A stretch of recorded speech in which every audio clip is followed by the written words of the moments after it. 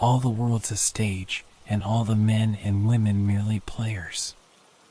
With these timeless words from William Shakespeare, we are reminded that life is a grand performance, a series of entrances and exits, of moments that come and go like the gentle waves of time. Each of us plays many parts, moving through different stages of life, sometimes as the hero, other times as the observer. And here, at Whispered Tales, we invite you to step into this world of stories, to let go of the day's burdens and drift into a place where words become whispers and imagination takes flight. As you lay back and relax, let the sound of these timeless words carry you away. Feel the weight of the day slowly melt away, and let your mind wander through the stories that have shaped our understanding of love, ambition, and the human spirit. Each tale, each whisper, is here to bring you comfort and calm, reminding you that no matter what role you are playing in life right now, there is always a moment to pause, breathe, and just be. So close your eyes, find a cozy place, and let the magic of Shakespeare's words take you on a journey. Here, with Whispered Tales, we explore the stories that have stood the test of time, bringing you closer to the beauty of language, the depth of human emotion, and the serenity of the night. And if you've enjoyed this journey, don't forget to follow the channel so you never miss a moment of relaxation, discovery, or storytelling. There's always a new tale waiting to be told, a new adventure to be whispered in the quiet hours of the night. Thank you for being here, dear listener. May this journey bring you peace and comfort. Now, let the world stage fade into the background and allow yourself to drift into a calm, peaceful sleep. Good night and sweet dreams. Once upon a time, in a small town nestled along the river Avon, a baby boy was born under the pale light of a crescent moon.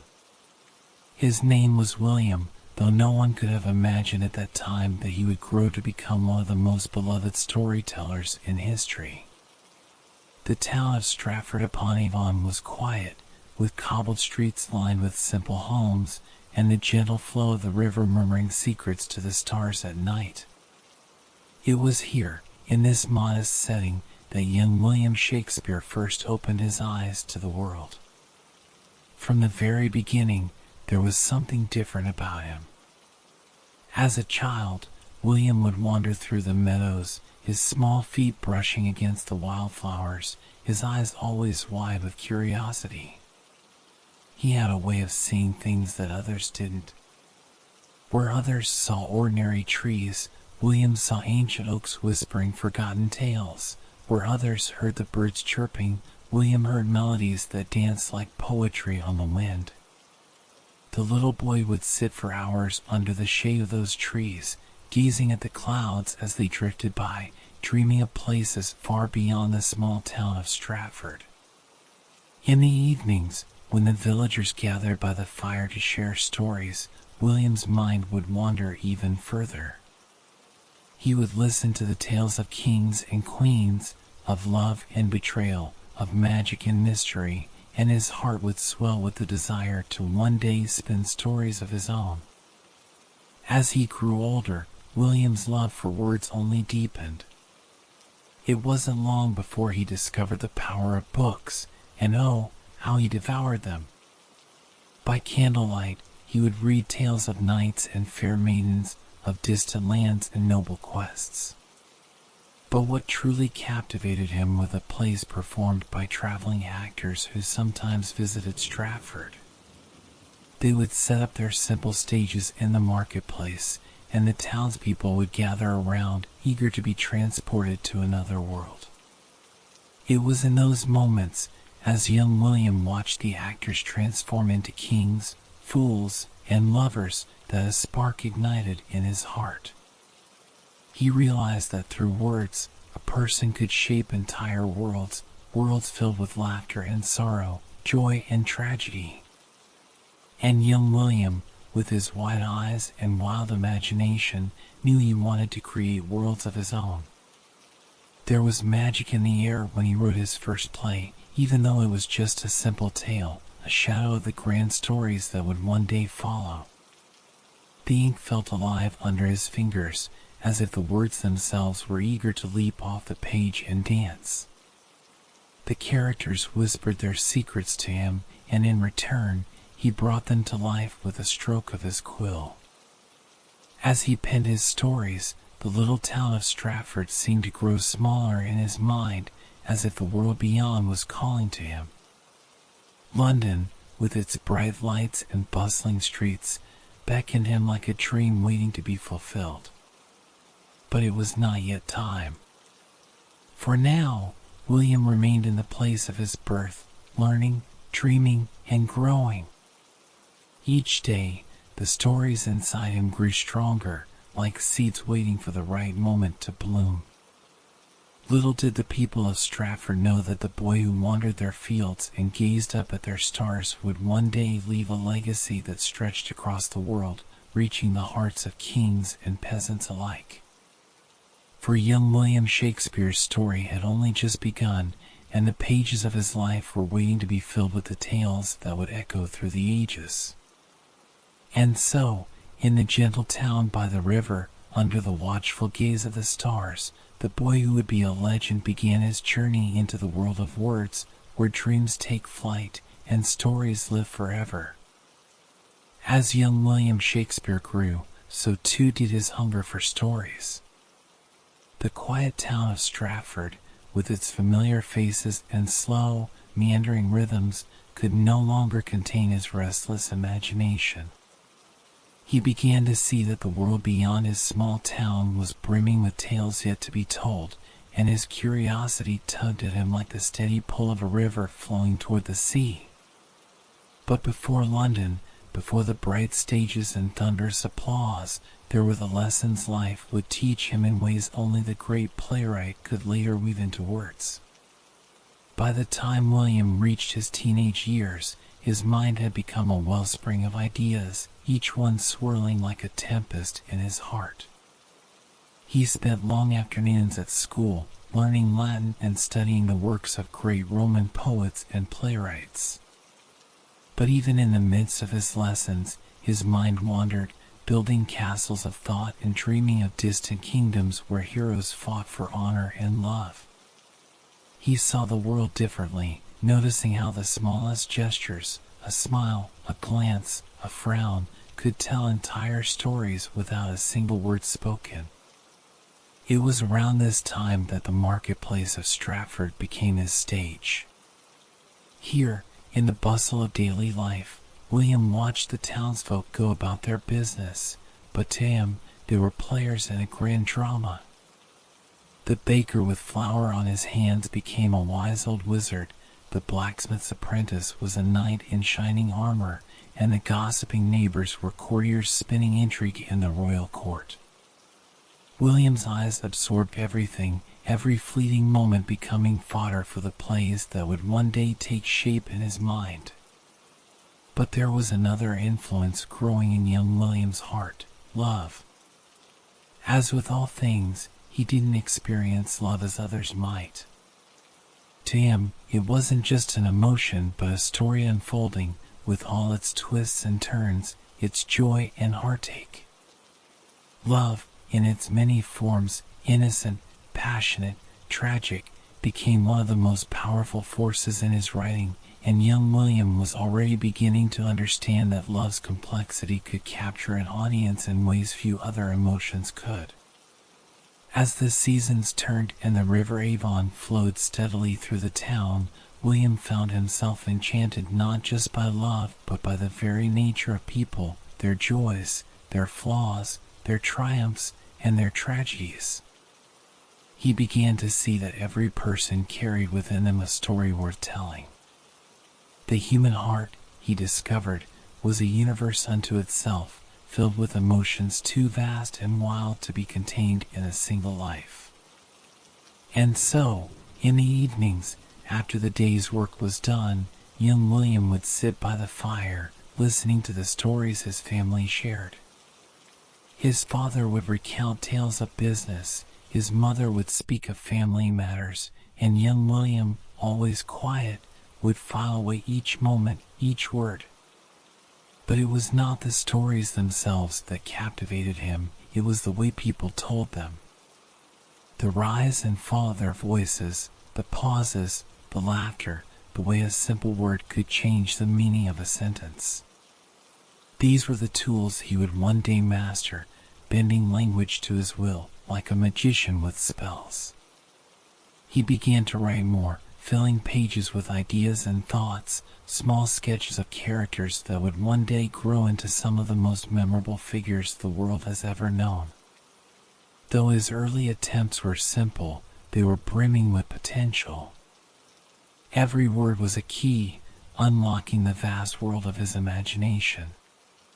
Yet, there was something else, something deeper that stirred within him, a yearning to understand the world's great mysteries. Why do people love and lose? Why do they fight and make peace? Why do they laugh, and why do they cry? These questions haunted him, and he knew that the answers were not to be found in books alone, but in the stories of the people around him. The town of Stratford had shaped him, giving him the foundation he needed to dream, but young William's heart longed for more. He knew that beyond the quiet lanes and rivers of his home lay a world waiting to be discovered, a world where his words could soar. And so, with each passing day, the boy who would be a poet and a playwright gathered more stories, more fragments of life, storing them like precious jewels in the vault of his mind, waiting for the day when he could share them with the world. For now, he was still just a young man in a small town, but he was also something much more, a dreamer standing at the threshold of greatness, ready to step into the world that awaited him. And though the world did not yet know his name, the stars above, twinkling in the night sky, seemed to whisper, soon, very soon.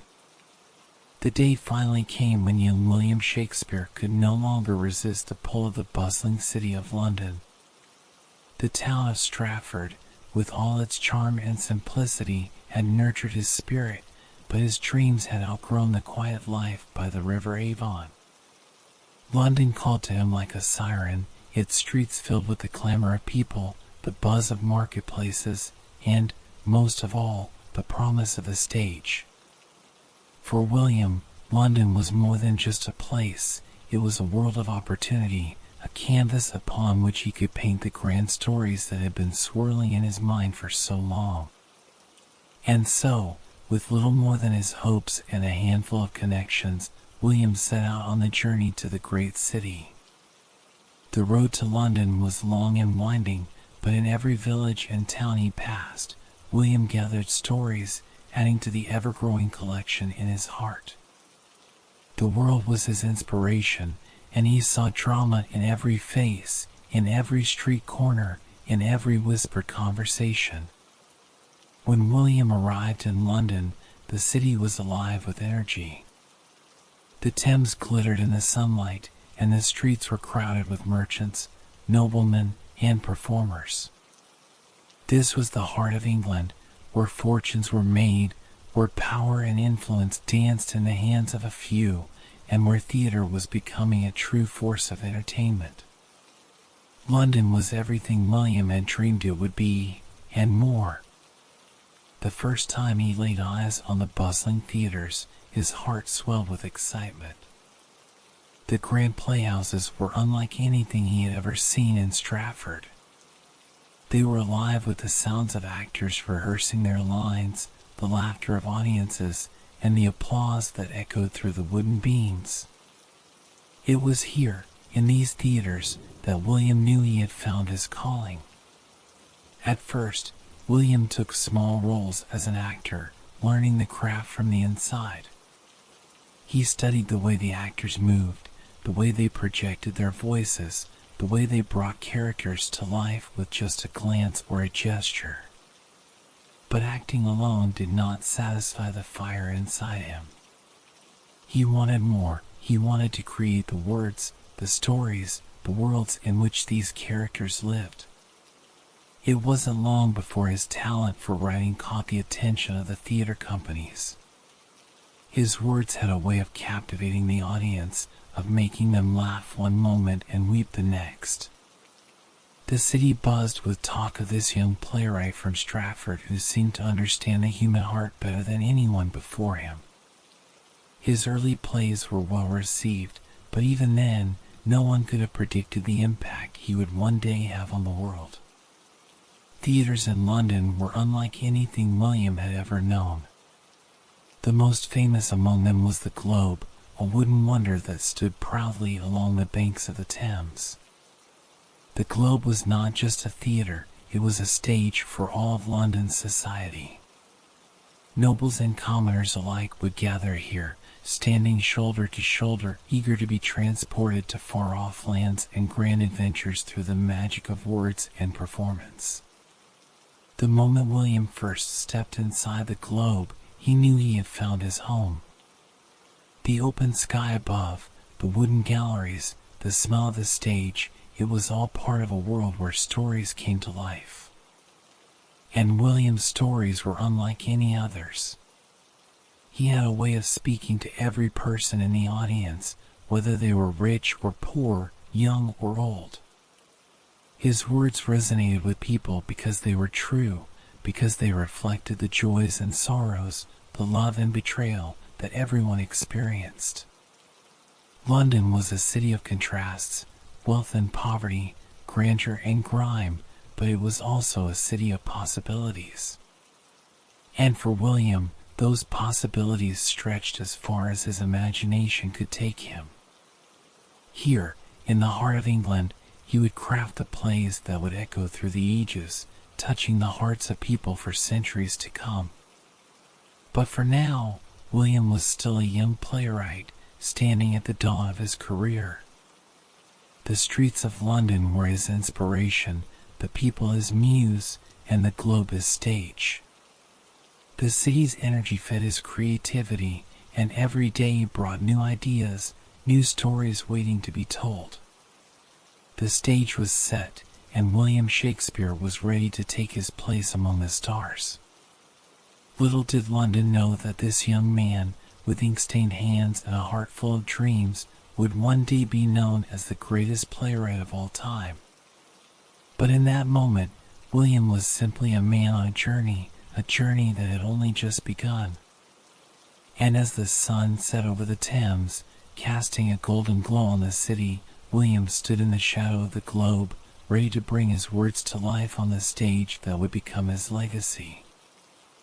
As the bustling streets of London filled with the chatter of merchants, the clatter of horse-drawn carts, and the hum of daily life, one building stood proudly on the banks of the River Thames, its towering wooden structure drawing the eyes of all who passed by.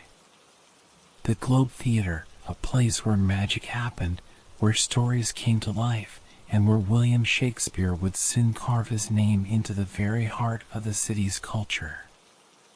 The Globe was more than just a theater, it was the beating heart of London's vibrant, ever-evolving art scene. In those days, theaters were gathering places for people of all walks of life.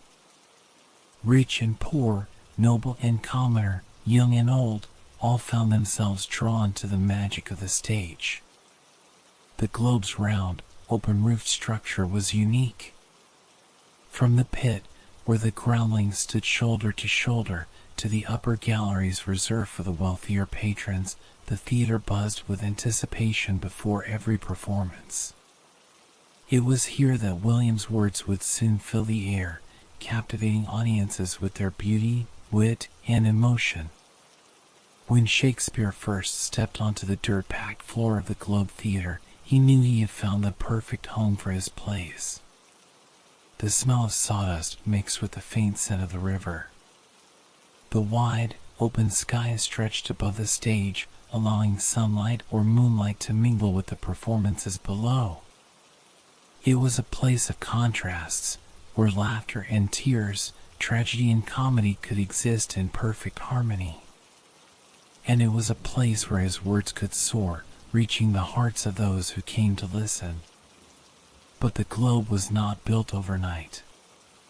Its creation came out of a fiery passion for the theater and an unwavering belief in the power of storytelling. Shakespeare, along with a group of fellow actors and theater lovers, took the risk of building something extraordinary. They wanted a space that would bring their visions to life, a stage large enough to house the grandeur of their stories, but intimate enough to reach even the humblest of souls standing in the pit. The globe itself was a marvel, its wooden beams and thatched roof a symbol of both art and craftsmanship. It was round, with a central stage that jutted out into the audience, making the actors seem as though they were performing in the midst of the crowd. This closeness, this intimacy, allowed Shakespeare's words to truly resonate. Here, in the warmth of the theater, the world of the play and the world of the audience became one, bound together by the shared experience of storytelling. Shakespeare's plays were unlike any others, and they found their perfect home at the Globe. His tragedies plunged audiences into the depths of human despair, his comedies lifted them to heights of joy and laughter, and his histories revealed the complex dance of power, ambition, and fate. Each performance was a journey, one that took the audience from the streets of Verona to the court of King Lear, from the forests of Arden to the battlefields of ancient Rome. The stage was transformed with each new play, but the emotions, those timeless emotions of love, betrayal, ambition, and hope, remained universal, touching all who watched. As the days turned into years, the Globe became a beacon for theater lovers across London and beyond. Shakespeare's plays, filled with unforgettable characters and words that seemed to sparkle like jewels, became the lifeblood of the theater. Each night, the wooden beams of the Globe seemed to hum with the energy of those who gathered, eagerly awaiting the next tale that would unfold before their eyes. The laughter of the crowd echoed through the rafters, and the gasps of shock or tears of sorrow left a palpable energy in the air. It wasn't just the performances that made the Globe special, it was the people.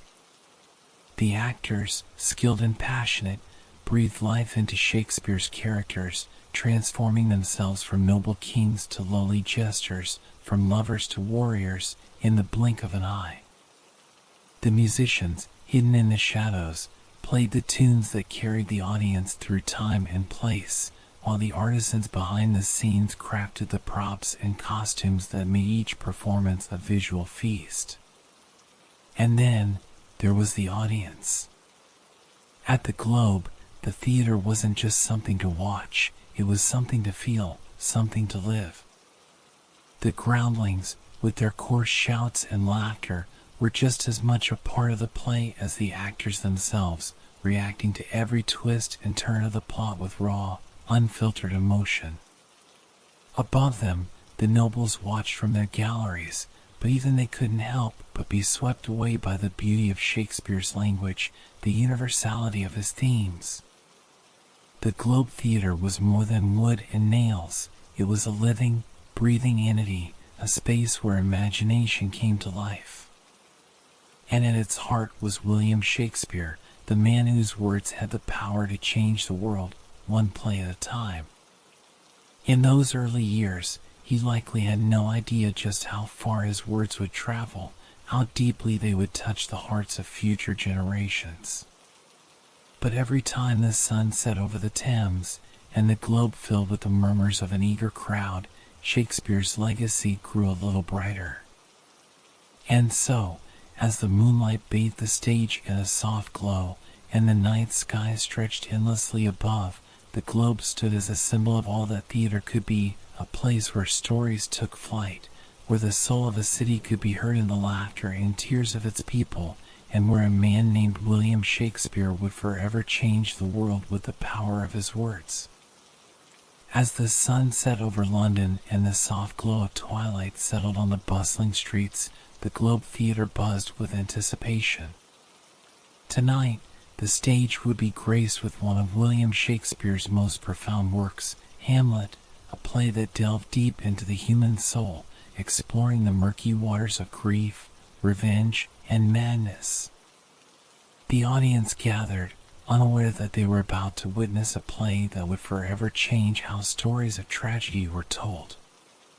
In Hamlet, Shakespeare's genius truly began to shine. It was not just a story of a prince mourning his father, it was a reflection of the complexities of life itself. The young prince, tormented by the ghost of his slain father, wrestled with the question of whether to seek revenge or to surrender to the weight of his sorrow. Shakespeare infused Hamlet with questions that resonated with everyone. What does it mean to be human?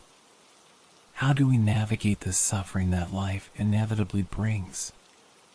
Is revenge ever justified, or does it only lead to more destruction? As the play opened, the audience sat captivated by the eerie presence of the ghost on stage, a specter that spoke not only to Hamlet but to every person watching, whispering of loss and betrayal, of things unseen and unknown. The characters in Hamlet were not just figures on a stage, they were mirrors of the audience's own hearts, struggling with love, loyalty, and the weight of decisions too great to bear. And then, there was Hamlet himself, a prince whose intellect soared above the court, yet whose heart was weighed down by grief and doubt. Shakespeare had given the world a character like no other, one whose words cut to the core of what it means to be alive. In Hamlet's famous soliloquy, "To be or not to be," he spoke aloud the unspoken thoughts that haunted the hearts of all who watched. Should one endure life's trials, or should one take the more uncertain path? The beauty of Shakespeare's words lay in their universality. They touched the souls of peasants and nobles alike, for grief, loss, and despair are emotions that transcend class and status. But Hamlet's tragedy was not his alone. The entire court was caught in a web of deceit, lies, and revenge. Shakespeare used Hamlet to explore the darker side of human nature, the destructive power of jealousy, the poison of betrayal, and the consuming fire of vengeance. As each character fell deeper into the play's tragic spiral, the audience couldn't help but feel the weight of their own lives reflected back at them. Yet, even in the darkness of Hamlet, Shakespeare wove moments of humor and wit, reminding the audience that even in tragedy, there is always a flicker of light. The gravediggers, with their sharp tongues and gallows humor, brought a brief respite from the play's heavy themes, only to remind us that death comes for all, rich and poor alike. The final act of Hamlet was a masterstroke of tension and heartbreak. As the stage filled with bodies, each a casualty of the quest for power and revenge, the audience sat in stunned silence. They had seen love twisted into hatred, innocence destroyed by ambition, and a family torn apart by mistrust. And at the center of it all stood Hamlet, a prince who had lost everything, including his life, to the same forces that torment us all: grief, vengeance, and the search for meaning in a world that often seems devoid of it. With Hamlet, Shakespeare had created not just a play, but a reflection of life itself. The audience left the Globe Theatre with heavy hearts, but also with a deeper understanding of themselves and the world around them. They had seen, in Hamlet's tortured soul, their own struggles with life's deepest questions. And this was just the beginning of Shakespeare's exploration of human nature. He would go on to write more tragedies: Othello, Macbeth, King Lear, each one peeling back the layers of the human experience, showing the audience not just the grandeur of kings and queens, but the frailty, the flaws, and the complexities that make us all human.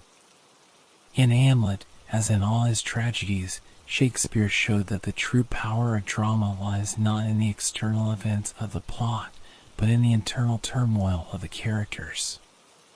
His ability to portray the inner workings of the human mind, the clash between reason and emotion, made his tragedies resonate on a level that no other playwright had achieved. As the stars twinkled above the Globe Theatre that night, those who had witnessed Hamlet walked home in quiet reflection. They had seen themselves on that stage, their fears, their hopes, their struggles, all laid bare by the words of a man who understood the human heart better than anyone. And so, with Hamlet, Shakespeare had cemented his place as the master of tragedy. But this was only the beginning of his exploration of the darker side of life. With each new play, he would dive deeper into the abyss of the human soul, emerging each time with stories that would echo through the ages, stories that remind us that, in the end, we are all players on the stage of life, bound by the same forces of love, fear, ambition, and loss. But Shakespeare was not just a master of tragedy, he was equally brilliant in his ability to craft comedies that delighted audiences with their wit, humor, and heart. After the intensity of plays like Hamlet and Macbeth, he would shift the tone entirely and bring to the stage works that celebrated the joyful absurdities of love, mistaken identities, and the mischievous hand of fate. These comedies weren't merely light-hearted diversions, they were rich with clever commentary on human nature, society, and the bonds of affection. One such masterpiece, A Midsummer Night's Dream, was a play where magic and reality danced together in perfect harmony. Set in a world where fairies roamed the forests, A Midsummer Night's Dream is a tale of love, confusion, and laughter. The story unfolded on a summer night when the boundaries between dreams and reality blurred, and nothing was quite as it seemed. Young lovers, mischievous fairies, and a group of bumbling amateur actors crossed paths in a woodland realm where enchantment ruled the night. It was a play that captured the wonder and chaos of love, showing how it could transform, confuse, and, in the end, unite. In A Midsummer Night's Dream, Shakespeare explored the folly of love, how easily hearts can be swayed, how blindness can lead to chaos, and yet, how magical love can truly be. The play's lovers, lost in the enchanted woods, were caught in a whirlwind of misunderstandings, yet through their misadventures, they came to realize the depth of their feelings. Shakespeare masterfully used comedy to reveal the truths of human relationships, that love, in all its confusion, is a force of nature, beautiful in its imperfections. The characters in this play were unforgettable. From the mischievous Puck, who caused so much mayhem with a single potion, to the bumbling Weaver Bottom, who found himself transformed into a donkey, Shakespeare infused A Midsummer Night's Dream with whimsy and joy. Yet beneath the laughter, there was always a deeper message about the unpredictability of love and the fragility of human emotions. And then there was Twelfth Night, a play that turned the world of romance and identity upside down. In this comedy, Shakespeare played with the idea of mistaken identity, cross-dressing, and unrequited love. Viola, shipwrecked and alone, disguised herself as a man to navigate her way through a strange new land. What followed was a hilarious and heartwarming tale of love triangles, misunderstandings, and eventual reunions. Twelfth Night was a celebration of love's resilience and the unexpected ways in which it can bloom even in the most confusing of circumstances. In Much Ado About Nothing, Shakespeare showed how love could be both fierce and fragile, how words could wound and heal, and how trust, once broken, could be rebuilt. The fiery banter between Beatrice and Benedick, two of Shakespeare's most beloved characters, was a testament to his understanding of the complexities of love. Their sharp tongues and quick wit disguised their deep affection for one another, and watching them slowly lower their defenses was one of the great joys of the play. Through humor, Shakespeare explored the theme of love's vulnerability, showing that even the strongest hearts could be softened by affection. Shakespeare's comedies were not simply about making people laugh, they were about making people think. Beneath the witty exchanges and comedic misunderstandings, there was always a thread of wisdom, a deeper reflection on the nature of human relationships. His comedies explored themes of identity, gender, and social expectations, challenging the norms of his time while still delivering joy and laughter to his audience. The settings of these plays were often as magical as the stories themselves. Shakespeare transported his audience to enchanted forests, bustling cities, and distant lands where anything was possible. In A Midsummer Night's Dream, the audience was whisked away to a world where fairies and mortals coexisted, and the laws of nature were suspended for a single night. In Twelfth Night, they were taken to the fictional land of Illyria, where love and mistaken identity ran wild. And in Much Ado About Nothing, they found themselves in the sun-drenched Italian countryside, where romance blossomed under the Mediterranean sky. Yet, it was not just the fantastical settings that made these plays so enchanting, it was the characters who inhabited them. Shakespeare had a gift for creating characters that felt real, even in the most absurd of circumstances. His comedies were filled with lovers, fools, and tricksters, each one with their own quirks and flaws, but all of them deeply human. Through their laughter, tears, and misunderstandings, Shakespeare revealed the truth of the human condition, that life, in all its complexity, is often a beautiful, chaotic mess. Shakespeare's comedies, though light and full of humor, carried the same emotional depth as his tragedies. They were stories about love, not just in its perfection, but in its messiness, its confusion, and its beauty. Through laughter, he reminded his audience that love is never straightforward, that it often requires us to step outside of ourselves, to laugh at our own follies, and to embrace the unexpected. As the lights dimmed on the globe stage, and the final lines of these comedies echoed in the hearts of the audience, they were left with a sense of warmth and joy.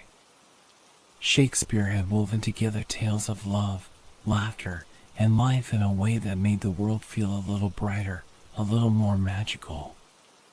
His comedies were a reminder that even in the midst of life's trials, there was always room for laughter, for joy, and for the hope that love, despite its twists and turns, would find its way in the end.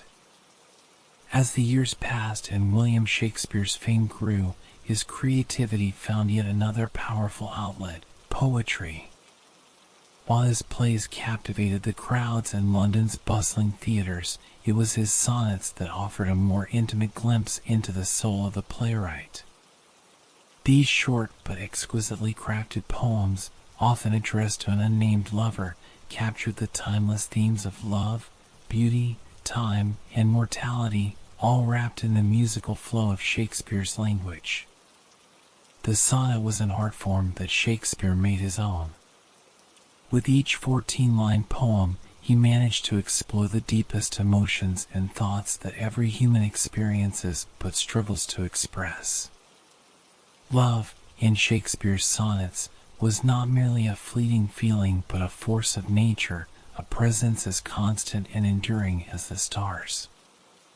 Yet, even love was not immune to time's relentless march, and it was this struggle between love's eternal beauty and time's inevitable decay that formed the heart of Shakespeare's sonnet cycle. One of the most famous of his sonnets, Sonnet 18, begins with a line that has echoed through the ages: "Shall I compare thee to a summer's day?" In these words, Shakespeare begins his meditation on the nature of beauty in its transient, fragile state. He marvels at how beauty fades, how even the most perfect summer day is eventually dimmed by time. Yet, by the end of the sonnet, Shakespeare offers a kind of immortality through his verse. As long as the words of the sonnet live on, so too does the beauty of the subject it celebrates. In Sonnet 18, Shakespeare captured something universal, a desire to hold on to the fleeting moments of perfection, to somehow defy time's cruel grip. Through the power of poetry, he offered a solution. Art could preserve beauty, could make it eternal, even when everything else fades away. The sonnet itself became a kind of monument, an eternal structure that, unlike human lives, could stand against the passage of time. But not all of Shakespeare's sonnets were purely about the beauty of love. Many of them delved into the darker sides of emotion, jealousy, doubt, and unrequited longing. Sonnet 29, for instance, is a meditation on despair and self-doubt, where the speaker laments his misfortunes, feeling out of favor with the world. And yet, in the final lines of the poem, the thought of a loved one brings a sudden shift from sorrow to joy. With just a few words, Shakespeare transformed the darkness of doubt into the light of love, showing how even in our lowest moments, the thought of someone dear can lift us from despair. The beauty of Shakespeare's sonnets lay not only in their language, but in their honesty. Shakespeare understood that love is not always simple, that it is not always kind, and that it can sometimes bring as much pain as it does joy. In many of his sonnets, he explored the complex, sometimes contradictory emotions that come with being in love.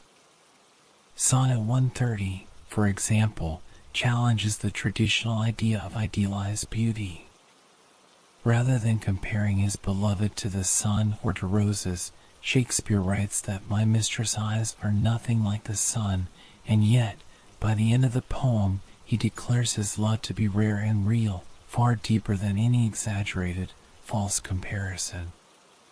Shakespeare's sonnets were more than just expressions of love, they were explorations of time itself. Time, in Shakespeare's view, was both a giver and a thief. It granted youth and beauty, but it also took them away. In sonnet after sonnet, Shakespeare returned to this theme, grappling with the inevitable passage of time and the way it shaped human life and relationships. Sonnet 60 begins with an unforgettable image of waves crashing against the shore, each one representing a moment in time. As the waves endlessly roll forward, so too does time, pushing everything in its path toward decay. But even here, Shakespeare found hope. Though time takes all, his art, could resist, could hold back the tide, if only for a moment. The sonnet form itself became Shakespeare's way of mastering time. Each tightly woven poem was a small, contained universe, perfectly structured and balanced. The rhyme scheme of the sonnets, their rhythm, their symmetry, all of these elements came together to create something timeless, something that, like the works of nature, seemed to transcend the everyday world. Yet, for all their complexity, Shakespeare's sonnets were accessible. They spoke to the heart in ways that anyone could understand, regardless of status or education. The beauty of his language, the depth of his insight into the human condition, allowed these poems to resonate with audiences from every walk of life. And while they were personal, intensely personal, at times, they also spoke to universal truths about love, longing, and loss. As Shakespeare wrote his sonnets, he wove together a tapestry of human emotion, creating poems that could be read again and again, each time revealing something new. They were, in a sense, the purest expression of his genius, free from the constraints of the stage. They allow him to explore the quiet, inner world of the heart. For those who read his sonnets then, as for those who read them now, Shakespeare's poems are a window into the soul. They are at once personal and universal, capturing not just the fleeting moments of beauty and love, but the eternal struggle to understand life itself. In the delicate balance of his words, Shakespeare offered us a way to pause time, to hold on to those things that matter most, and to find beauty even in the face of the inevitable. And so, through his sonnets, Shakespeare cemented his place not just as a playwright, but as one of the greatest poets the world has ever known.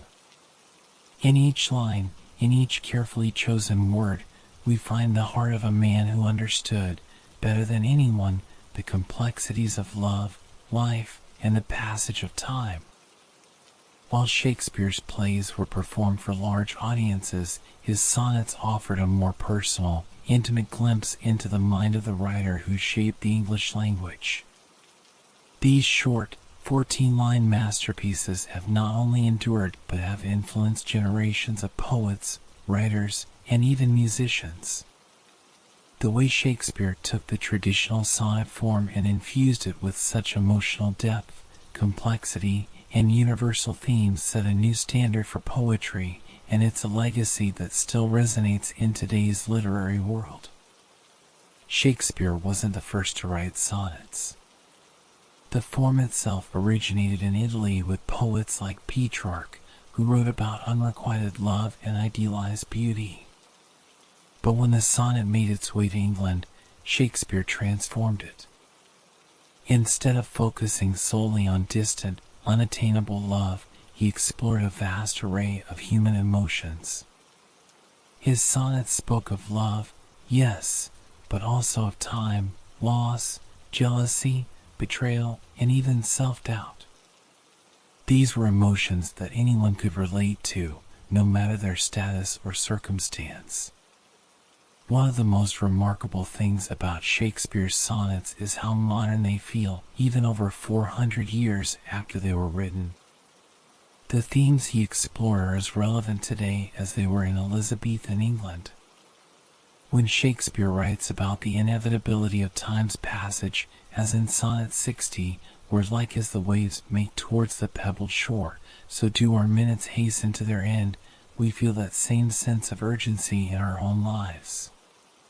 Time moves forward, relentlessly, and no one is immune to its effects. In Sonnet 73, Shakespeare beautifully captures the feeling of growing older, comparing his aging body to the last few leaves clinging to a tree in autumn. There's a poignant sadness in these lines, as Shakespeare contemplates the approach of death, yet there's also a profound wisdom. He recognizes the fragility of life and, by doing so, finds a deeper appreciation for love and the moments that remain. Shakespeare's sonnets also touched on the complexities of love in ways that felt startlingly honest. Sonnet 138, for example, speaks of a love that is built on mutual deception, where both the speaker and his lover pretend not to see the flaws in their relationship. When my love swears that she is made of truth, I do believe her, though I know she lies. This is a far cry from the idealized, perfect love that so many poets before him had written about.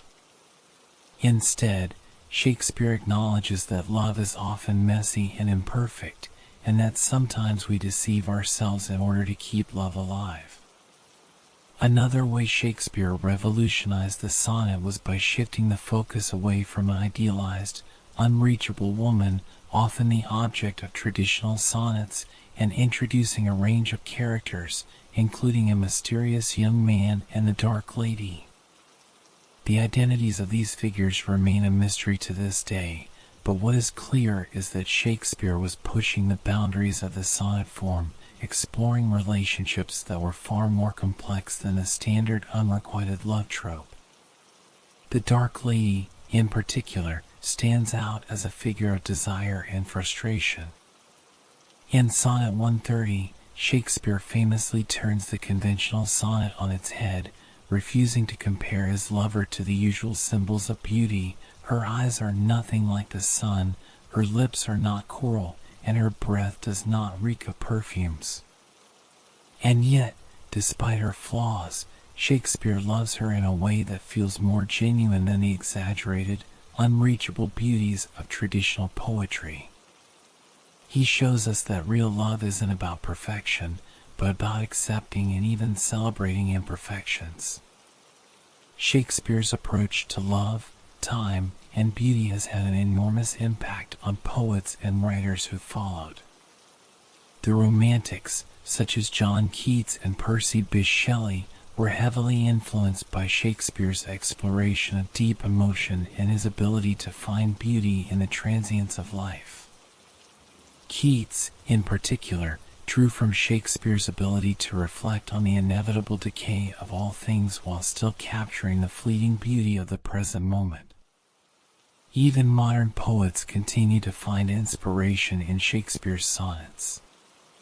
The directness of his language, his willingness to explore both the light and dark sides of love, and his ability to craft complex emotional truths in such a tight form have made his sonnets timeless. In contemporary literature, Shakespeare's influence is still felt in the way poets and writers tackle the same universal themes: love, time, death, and the human condition. Beyond poetry, Shakespeare's sonnets have influenced popular music as well. From classical composers who set his words to music, to modern songwriters who draw inspiration from his themes, Shakespeare's sonnets have become a source of lyrical beauty across genres. Musicians like Bob Dylan and Joni Mitchell, known for their poetic lyrics, have taken cues from Shakespeare's ability to infuse deep meaning into a few carefully chosen words. Dylan, who often weaves themes of love and loss into his songs, was even awarded the Nobel Prize in Literature for his contribution to modern song as a poetic form, a testament to the ongoing impact of Shakespearean lyricism. Shakespeare's sonnets also continue to be a cornerstone of literary study. They are dissected and analyzed in classrooms around the world, offering students a gateway into the richness of Shakespeare's language and thought. They remain a testament to his mastery over the written word, his unparalleled ability to express the full range of human emotions in a few short lines. In the end, Shakespeare's sonnets are more than just poems, they are windows into the human soul. Whether speaking of love's fleeting nature, time's relentless march, or the complexities of desire, Shakespeare's sonnets remind us that, no matter how much the world changes, the fundamental emotions that define our lives remain the same. His words have stood the test of time, continuing to inspire, comfort, and challenge us, just as they did when they were first written. And in that way, Shakespeare's sonnets are their own form of immortality. Through his verse, Shakespeare has found a way to transcend time, to speak to generation after generation, whispering truths about love, life, and the human heart that resonate as strongly today as they did 4 centuries ago. As Shakespeare's literary genius grew, so too did his ambition to explore not only the intricate emotions of love and human experience, but also the grandeur and complexity of history itself. With his historical plays, he transformed the chronicles of England's turbulent past into vivid, dynamic dramas that brought the nation's most powerful figures to life. Shakespeare's history plays were more than just retellings of past events, they were studies of power, leadership, ambition, and the consequences of human actions.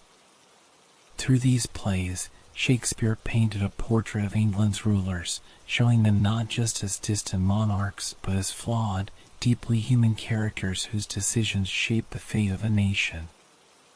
Among the most famous of these historical works is Henry V, a play that immortalized the young king's transformation from a carefree prince to a wise and heroic ruler. When the play begins, Henry is still haunted by the reputation he built as the reckless Prince Hal in Shakespeare's earlier Henry IV plays. But as the story unfolds, we witness his growth into a leader worthy of the crown. Henry's journey from a rebellious youth to a king who must carry the weight of his nation on his shoulders is one of Shakespeare's most compelling portraits of leadership.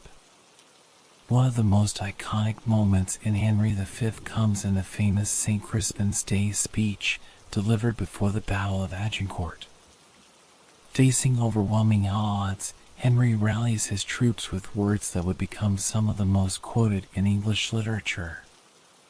We few, we happy few, we band of brothers. For he today that sheds his blood with me shall be my brother. With these lines, Shakespeare not only crafted a speech that would inspire audiences for centuries, but also redefined what it meant to be a king. Henry's ability to unite his men, to make them feel part of something greater than themselves, is a testament to Shakespeare's understanding of the power of words and their ability to transform a nation's spirit. Through Henry V, Shakespeare captured the essence of patriotism, honor, and sacrifice, but he also delved into the complexities of war. While Henry is portrayed as a charismatic and heroic leader, the play doesn't shy away from the darker consequences of his decisions. Shakespeare subtly raises questions about the morality of war and the human cost that comes with it. Even in the face of victory, there is a sense of loss, as young men who fought alongside their king are left dead on the battlefield. But Henry V is just one example of how Shakespeare used history to explore the dynamics of power and leadership. In Richard III, Shakespeare created one of the most unforgettable villains in all of literature. Richard, Duke of Gloucester, is a man driven by ambition and a thirst for power. His manipulative rise to the throne is marked by deceit, murder, and betrayal. Yet, despite his villainy, Richard is fascinating to watch. Shakespeare gives him a charisma and wit that make it hard for the audience to completely condemn him, even as he commits heinous acts. Through Richard III, Shakespeare explores the dangers of unchecked ambition. Richard's lust for power leads him to destroy everyone in his path, but his downfall is inevitable. In the end, he is consumed by his own paranoia and guilt, haunted by the ghosts of those he has wronged. Shakespeare uses Richard's tragic end to highlight the corrupting nature of power and the ultimate price that comes with betrayal and greed. Shakespeare's historical plays also provide a platform for exploring the tension between personal ambition and public duty.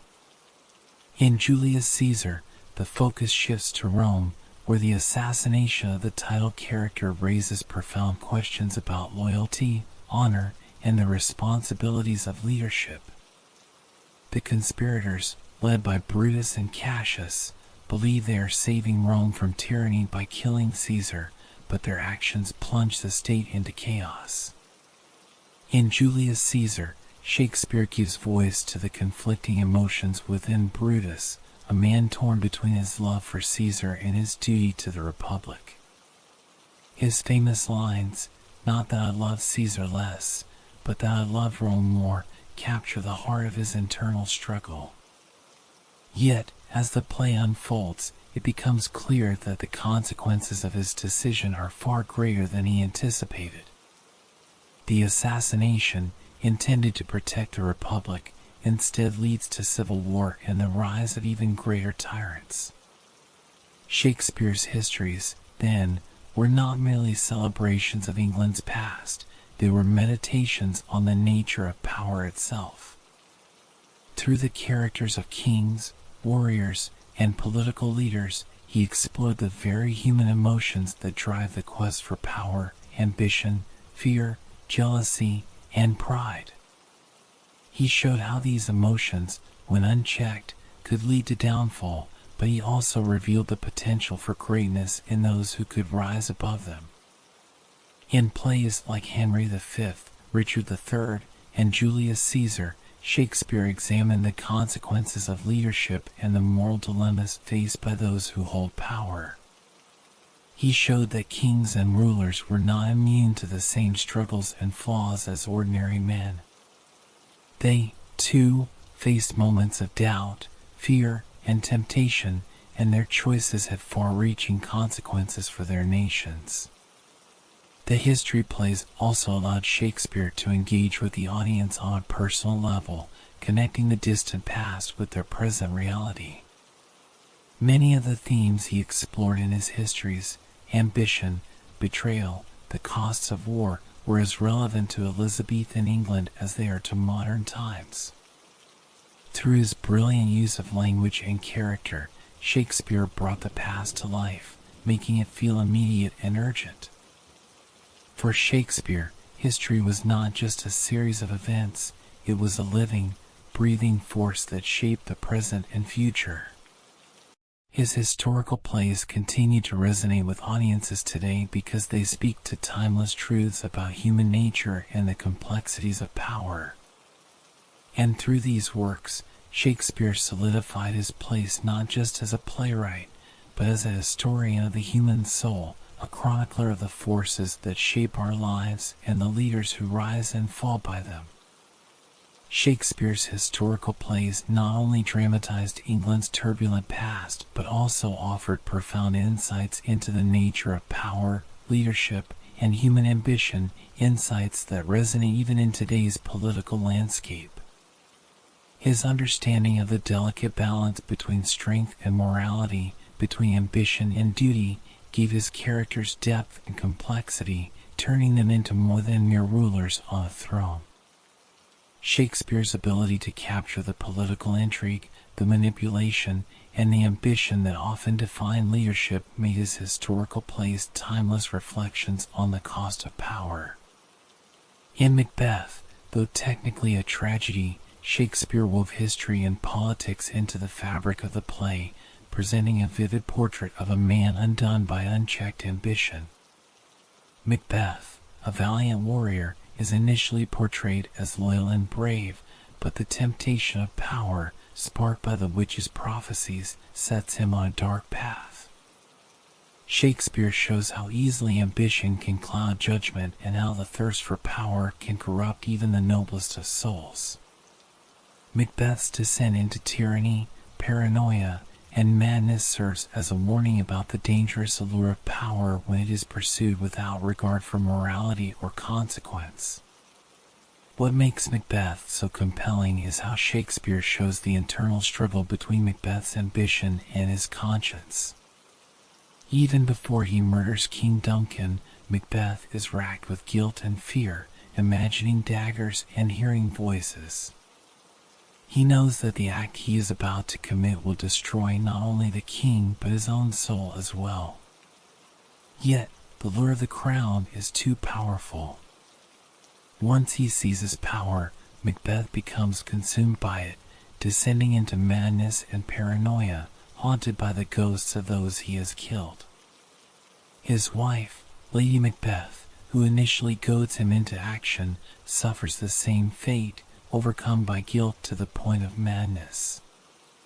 Shakespeare uses Macbeth to illustrate the destructive consequences of political ambition unchecked by moral restraint.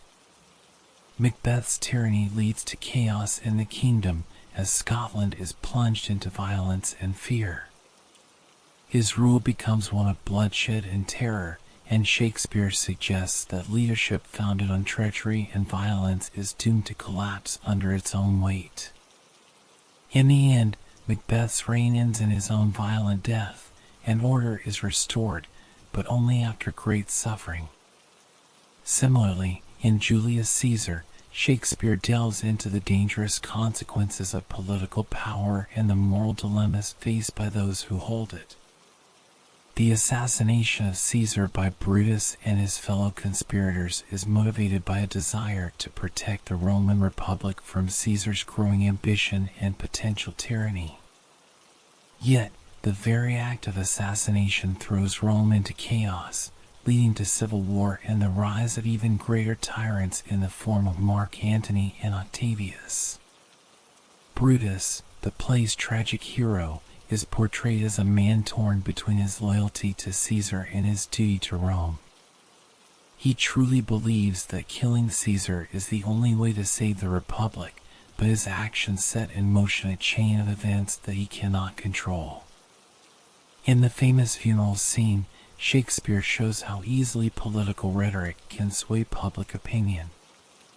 While Brutus speaks plainly and rationally to justify the assassination, Mark Antony's emotional and manipulative speech turns the crowd against the conspirators, sparking the very chaos they had hoped to avoid. Shakespeare reveals the power of words and how political leaders can use language to manipulate and control. In Richard II, Shakespeare takes a different approach, focusing on the idea of kingship itself and the divine right of kings. Richard, who believes his authority is God-given and absolute, is confronted with the reality that kingship is also a political position that requires the support of the people and the nobility. His inability to rule wisely and his arrogance in believing he is untouchable lead to his downfall. Bolingbroke, who becomes King Henry IV, seizes the throne not through divine right but through political maneuvering and popular support. Through Richard II, Shakespeare examines the tension between the traditional idea of kingship, where the monarch is seen as divinely appointed, and the more pragmatic, political view of leadership, where power must be earned and maintained through effective rule. Richard's downfall is not just the result of political rebellion but a failure to understand the nature of leadership itself. In this way, Shakespeare challenges the notion of kingship as an unassailable institution and instead suggests that rulers must be held accountable for their actions. In all these plays, Shakespeare presents leadership as a double-edged sword, something that offers great power but also immense responsibility. His characters often grapple with the consequences of their decisions, torn between their personal desires and their duties to the people they rule. The tension between ambition and morality, between power and responsibility, lies at the heart of Shakespeare's historical plays, making them as relevant today as they were in Elizabethan England. The political intrigue in Shakespeare's plays also speaks to a broader theme, the fragility of order and the ease with which chaos can take hold.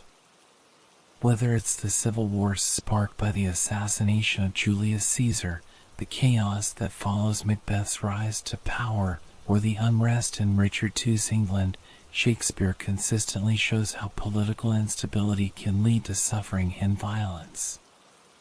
He understood that power is fleeting and that the rise and fall of leaders are part of an endless cycle of human history.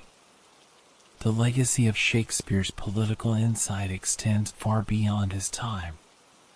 His works have been adapted and reinterpreted countless times to comment on modern politics and leadership.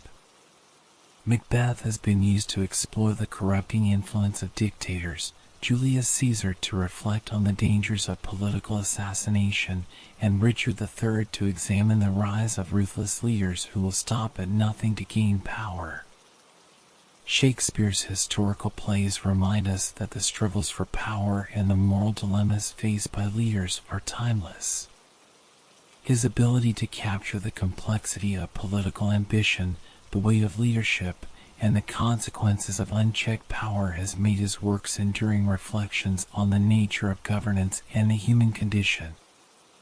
Through his portrayal of kings, generals, and conspirators, Shakespeare offers us not just a window into England's past, but a mirror to our own world, where the lessons of leadership, ambition, and morality still resonate with striking clarity.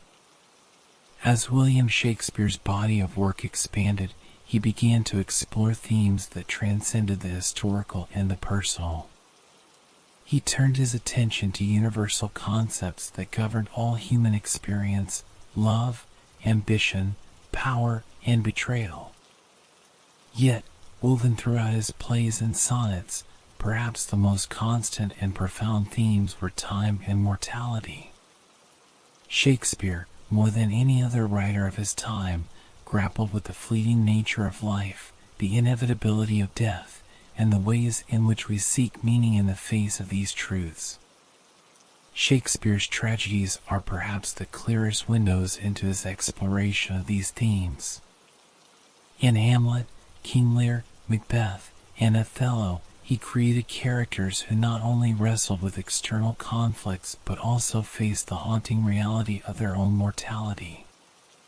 Their stories, rich with ambition and heartbreak, ultimately reflected the deeper struggle to understand the limits of human power and the inexorable passage of time. In Hamlet, Shakespeare introduces us to a young prince who is not only mourning the death of his father but also grappling with his own existential crisis. The famous soliloquy, "To be or not to be," is Hamlet's meditation on life and death, where he questions the value of living in a world filled with suffering and injustice.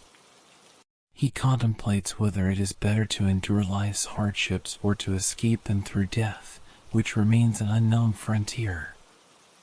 Hamlet's struggle is not just one of revenge, but one of reconciling the idea of mortality with the injustices of life. Through Hamlet's eyes, we see that time is a constant presence, ticking away relentlessly as he hesitates to act. In Macbeth, Shakespeare delves deep into the consequences of unchecked ambition. Macbeth's desire for power leads him down a dark path, and as he becomes king through murder, his grip on reality and his control over time begins to unravel.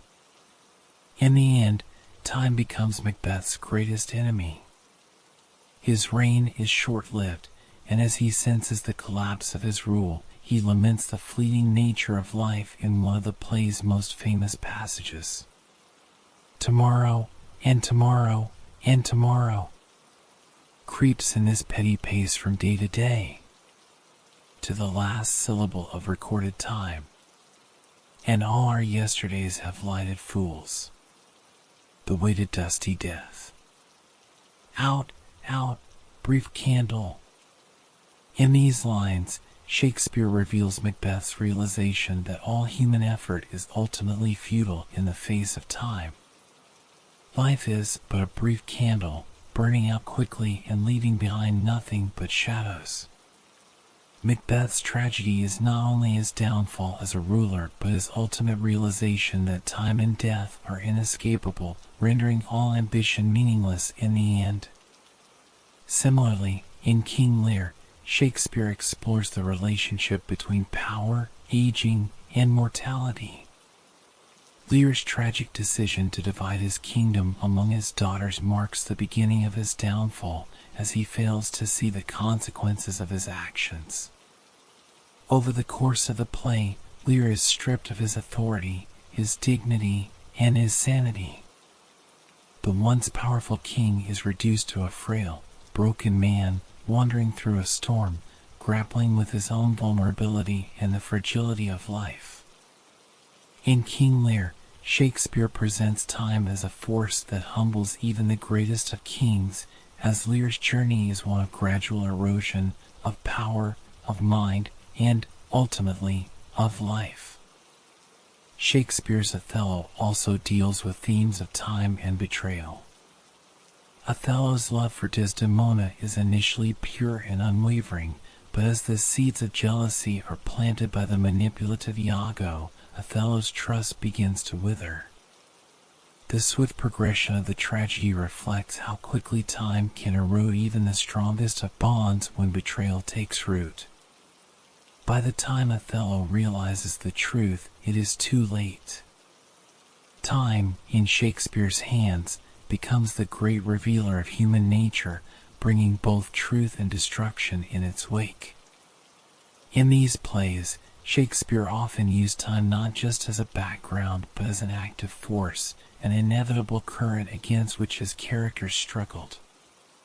They were not only fighting external forces but also the ticking clock of fate, racing against their own mortality.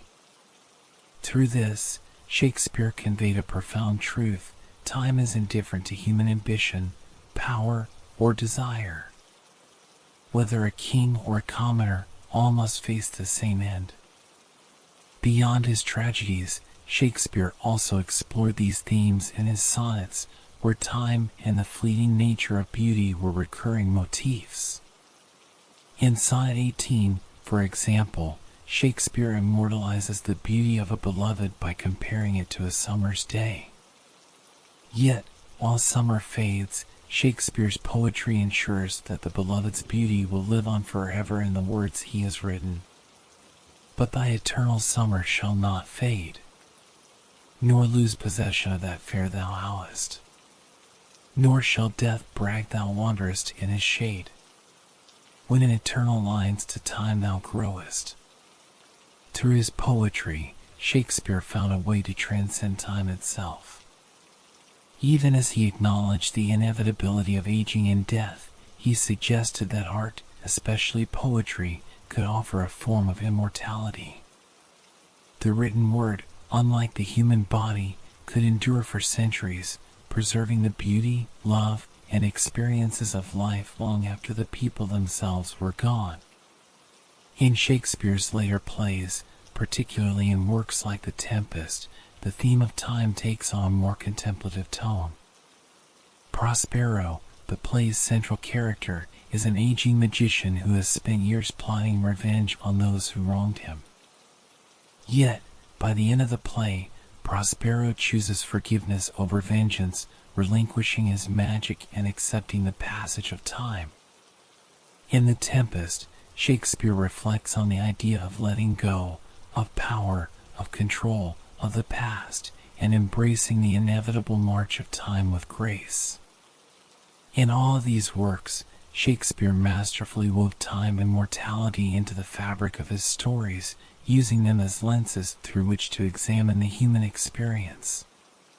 His characters, no matter how powerful, were subject to the same forces as everyone else, the relentless passage of time and the certainty of death. Yet, through their struggles, Shakespeare offered insights into the human condition that continue to resonate across the centuries.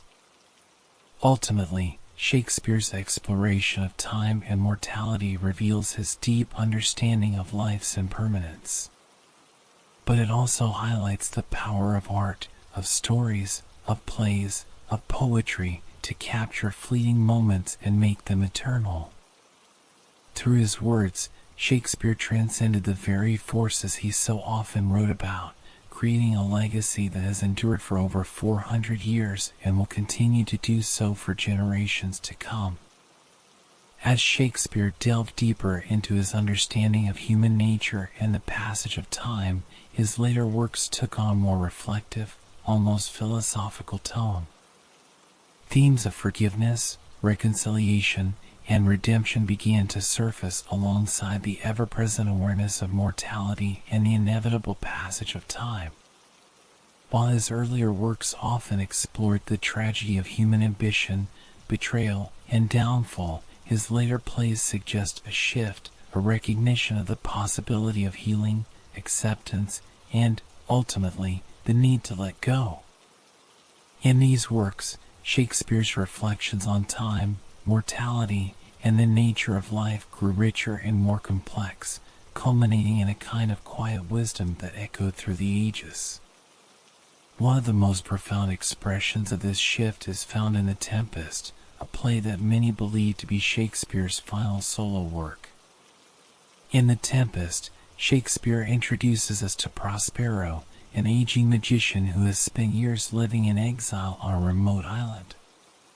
Prospero, once the Duke of Milan, was betrayed and overthrown by his brother Antonio, leaving him to raise his daughter Miranda in isolation. As the play unfolds, Prospero seizes the opportunity to take revenge on those who wronged him when a ship carrying his enemies is wrecked on his island. Yet, what makes The Tempest so remarkable is the way Shakespeare chooses to conclude Prospero's story. While many of his earlier plays would have led to a bloody and dramatic resolution, The Tempest ends with forgiveness and reconciliation. Prospero, despite his initial desire for revenge, ultimately chooses to forgive his brother and let go of the grievances that have haunted him for years. In doing so, he also renounces his magical powers, symbolizing his acceptance of time and mortality. Prospero's famous speech in Act V, where he breaks his staff and drowns his book of magic, is one of Shakespeare's most beautiful reflections on the ephemeral nature of life and power. Our revels now are ended. These are actors. As I foretold you, we're all spirits and are melted into air, into thin air. And, like the baseless fabric of this vision. The cloud-capped towers, the gorgeous palaces, the solemn temples, the great globe itself. Yeah, all which it inherit shall dissolve, and, like this insubstantial pageant faded, leave not a rack behind.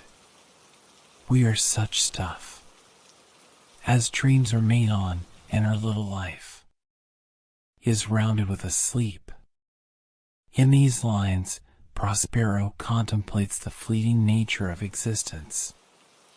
Everything, castles, palaces, the earth itself, will one day dissolve and disappear, leaving nothing behind. Life, he says, is made of such stuff as dreams are made on, a fragile, insubstantial thing that ultimately fades into sleep. Through Prospero's words, Shakespeare seems to offer a meditation on life's impermanence and the acceptance that comes with understanding the inevitability of time's passage. The Tempest also explores the theme of generational change as Prospero prepares to step aside and allow his daughter Miranda and her future husband, Ferdinand, to inherit the world. This idea of passing the torch, of relinquishing power and control, reflects Shakespeare's own position at the end of his career. Just as Prospero gives up his magic, Shakespeare, too, may have been contemplating the end of his creative life, recognizing the need to let go and make way for the future. In The Winter's Tale, another late work, Shakespeare once again explores the themes of time, redemption, and forgiveness. The play opens with King Leontes, consumed by jealousy, accusing his wife, Hermione, of infidelity and condemning her to death. His actions lead to the death of their son and the loss of their daughter. However, unlike in his earlier tragedies, where such actions would have led to irreversible devastation, The Winter's Tale offers a chance for redemption. The play's famous statue scene at the end brings this theme to life. After years of separation and regret, Leontes is presented with what appears to be a statue of Hermione. As he gazes upon it, the statue miraculously comes to life, and Hermione is restored to him. The moment is one of profound emotional power, representing the possibility of forgiveness and the idea that, even after great suffering, time can bring healing. The symbol of the statue is key here. It represents both the passage of time and the ability to transcend it. Hermione, who has been frozen in time for so many years, is not just a symbol of Leontes' guilt, but also of the resilience of love and the possibility of reconciliation. In this way, Shakespeare suggests that time, though often a force of decay and destruction, can also be a force of restoration, allowing for growth, change, and renewal. The theme of forgiveness is central in The Winter's Tale, as Leontes' journey mirrors that of many of Shakespeare's late characters. Having made terrible mistakes, he is given a second chance, a rare opportunity in the world of Shakespeare's earlier tragedies. Shakespeare's exploration of these themes in his later plays seems to reflect a deeper understanding of the human condition, one that acknowledges the pain and suffering caused by time but also allows for the possibility of grace and redemption. Even in his sonnets, where Shakespeare had often written about the relentless march of time, there is a shift in tone in his later works. The poet who once lamented the inevitable decay brought by time in sonnets like Sonnet 60 and Sonnet 73 began to find solace in the idea that art, memory, and love could endure. In Sonnet 116, Shakespeare writes of a love that is not time's fool, a love that bears it out even to the edge of doom. Here, Shakespeare suggests that while time may ravage the body, the spirit of love can remain untouched, eternal. This idea of eternal love, of something that can withstand the ravages of time, is a key theme in Shakespeare's later works. In both his plays and sonnets, he presents the possibility that, though life is fleeting, the connections we make with others, through love, forgiveness, and art, can transcend the boundaries of time. Shakespeare's final plays, then, are not simply meditations on mortality, they are affirmations of life. They suggest that while we must all face the inevitable passage of time, there is beauty in that journey, and there is grace in accepting its course. In The Tempest, The Winter's Tale, and his sonnets, Shakespeare seems to offer a message of hope that even in the face of life's brevity, there are moments of redemption, reconciliation, and enduring love that give meaning to our fleeting existence. Through these themes, Shakespeare's later works leave us with a sense of peace. Though time may carry us toward the unknown, it is in our ability to forgive, to love, and to create that we find our truest selves, and in doing so, we leave a legacy that endures long after we are gone. As William Shakespeare's works continue to captivate audiences with their profound explorations of human nature, another aspect of his genius began to take root, his lasting impact on the English language itself. Shakespeare not only transformed the world of theater and poetry, but he also revolutionized the way people spoke and wrote. His influence on the English language is immeasurable, and many of the words, phrases, and expressions we use today can be traced back to his works. With a playful creativity and an unmatched ability to capture the complexities of life in just a few words, Shakespeare left an indelible mark on the language that is still felt more than 4 centuries later. One of Shakespeare's most remarkable contributions was his invention, or popularization, of over 1,700 words and phrases.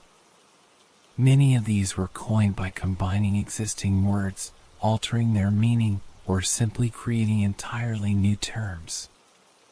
His inventive use of language helped to expand the English vocabulary in ways that continue to shape how we communicate today. Words like lonely, majestic, dwindle, and gloomy are just a few examples of the everyday words that first appeared in Shakespeare's works. In addition to inventing new words, Shakespeare had a unique gift for creating expressions that vividly captured emotions, situations, and human experiences. Phrases like Heart of Gold, from Henry V, Break the Ice, from The Taming of the Shrew, and Wild Goose Chase, from Romeo and Juliet, are all familiar to modern audiences, yet they were first written by Shakespeare more than 400 years ago. His ability to turn a simple phrase into a poetic reflection of human behavior is one of the reasons his language remains so powerful and relatable. Shakespeare's use of metaphor and imagery was unparalleled. He had a way of painting pictures with words, creating scenes and emotions that leapt off the page or stage and into the minds of his audience. His metaphors were often so precise and vivid that they became a part of everyday language. For instance, in Macbeth, when Lady Macbeth urges her husband to hide his murderous intent, she tells him to look like the innocent flower, but be the serpent under it. This image of deceptive appearances, something that looks pure and harmless on the surface but hides something dangerous beneath, has become a common metaphor in the English language. Shakespeare's knack for capturing human emotions in a few words also helped popularize phrases that perfectly encapsulate universal feelings. When Hamlet speaks of the slings and arrows of outrageous fortune, he is describing the random misfortunes that life throws our way, an idea that still resonates today. Similarly, in Julius Caesar, when Mark Antony says, "Cry havoc, and let slip the dogs of war," he is summoning the chaos and destruction that follow violence, a phrase that has since become shorthand for unleashing havoc or chaos in modern parlance. Another reason Shakespeare's language has endured is that his plays and sonnets deal with timeless themes: love, jealousy, ambition, betrayal, and death. These are emotions and experiences that are as relevant today as they were in Shakespeare's time, and his ability to express these universal feelings in such powerful language has ensured that his words continue to resonate with readers and audiences. For example, in Romeo and Juliet, Shakespeare explores the intense, all-consuming nature of young love with phrases like "star-crossed lovers" and "a rose by any other name would smell as sweet." These lines have transcended the play itself, becoming part of how we describe love and fate in modern times. Similarly, his depiction of jealousy in Othello, described as the green-eyed monster, has become one of the most famous metaphors for envy. Shakespeare's influence on the English language is also evident in the structure and rhythm of his writing. His mastery of iambic pentameter, a poetic meter that mimics the natural rhythm of speech, made his plays and sonnets not only beautiful to listen to but also deeply resonant on an emotional level. The rhythm of Shakespeare's language helped to create a sense of musicality in his works, making his words linger in the minds of audiences long after the play had ended. This use of rhythm and flow has had a lasting influence on the way poetry and even modern songwriting are structured. Moreover, Shakespeare's works have served as a wellspring of inspiration for writers, poets, and thinkers across generations. His ability to capture the complexity of human emotion, his inventiveness with language, and his mastery of storytelling have made him a touchstone for countless authors. Writers from the Romantic poets to modern novelists have looked to Shakespeare as both a source of inspiration and a benchmark for greatness. His influence can be seen in the works of figures like John Keats, James Joyce, Virginia Woolf, and T.S. Eliot, all of whom drew from Shakespeare's exploration of the human condition. But perhaps the most enduring testament to Shakespeare's impact on the English language is the fact that his words and phrases have become so deeply embedded in our daily speech that we often use them without even realizing their origin. Expressions like "dead as a doornail," "Henry VI," "for goodness sake," "Henry VIII," and "all that glitters is not gold," "the Merchant of Venice," have become so ingrained in the way we speak that their Shakespearean roots are often forgotten. In addition to his specific contributions to vocabulary and phrases, Shakespeare's works also helped to standardize the English language at a time when it was still evolving. During the Elizabethan era, English was far less regulated than it is today, with spelling and grammar varying widely from writer to writer. Shakespeare's widespread popularity and the publication of his works helped to establish norms and conventions that would later shape the development of modern English. Ultimately, Shakespeare's legacy as a wordsmith is one of the reasons he remains so relevant today. His ability to invent new words, craft memorable phrases, and distill the complexity of human experience into a few perfect lines has made his works timeless. Whether we are aware of it or not, Shakespeare's influence is all around us, in the words we speak, the metaphors we use, and the stories we tell. His contributions to the English language have become so ingrained in our culture that his legacy is, in a sense, woven into the very fabric of our daily lives. And so, as we continue to quote Shakespeare in conversation, in literature, and in art, we are reminded that his words are not just echoes from the past, but living, breathing elements of our shared linguistic heritage.